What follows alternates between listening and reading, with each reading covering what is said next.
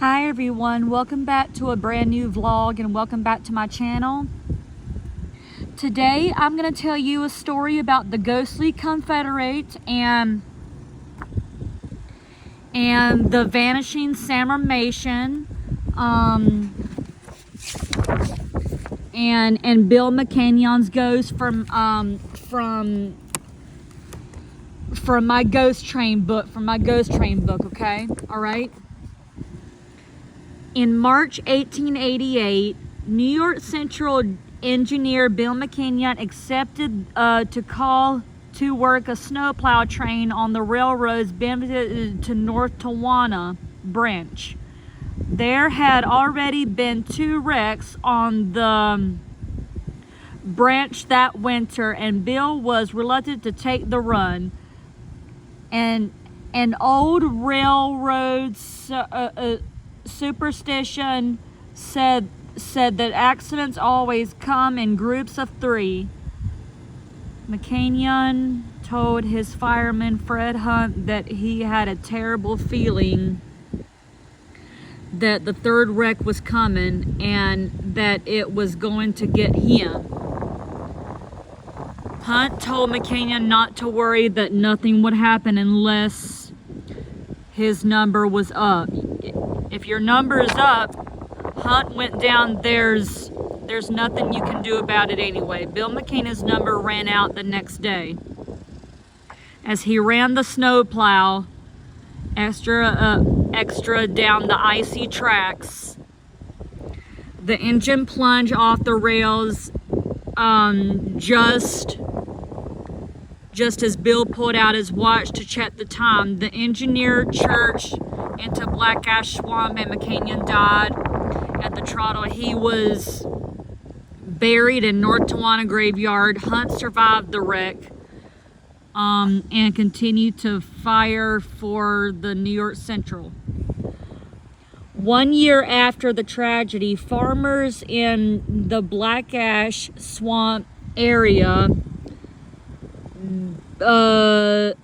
seen the scene of McCanion's wreck, began to report a frightening apparition, a ghost with a lantern stalking the scene of McCanion's wreck at night. Folks say that the phantom was Bill McCanion's ghost. If you believe the locals, the phantom was busy during the next month. A man reported seeing a monster with glowing eyes swinging a lantern at the wreck scene. One train crew was delayed because they were afraid to run down the apparition as it was walking the track. Another engineer ran right over the specter only to see it disappear with a terrible scream.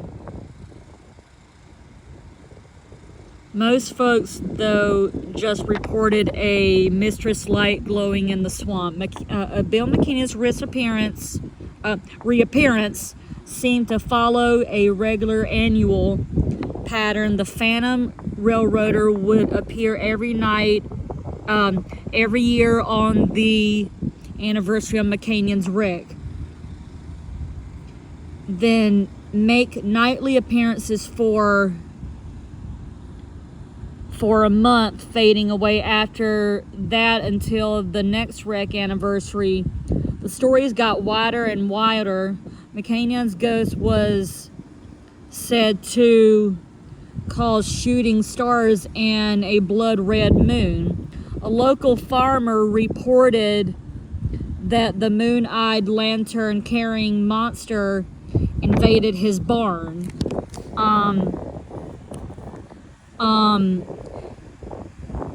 Finally, Fred Hunt got a feeling about the whole thing. He's looking for his watch. The fireman claimed local railroaders, including Hunt himself, made acquaintances in the community and found that a man had picked up the watch at the scene of the fatal wreck. The steam winder was retrieved from the ghoul. One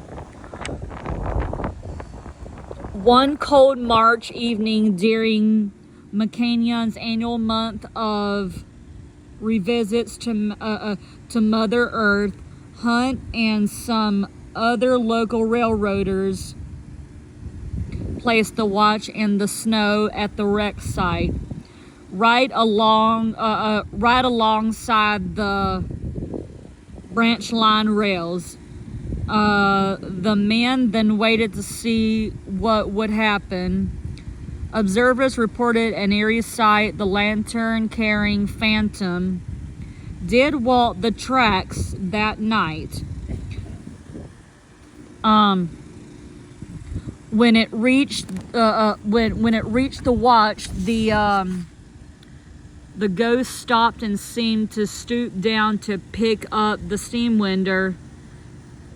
Then the timepiece arrowed into the air like a rocket, finally disappeared from sight. As it shot straight up into space, neither the ghost or the watch was never seen again. So there you have it, you guys. There you have it, you guys. Bill McCanyon's ghost. Bill McCanyon's ghost. Bill McCanyon's ghost is the story of Bill McCanyon.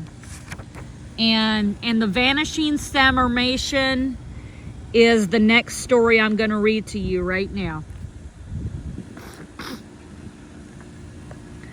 One of America's most popular ghost stories is the Vanishing Hitchhiker.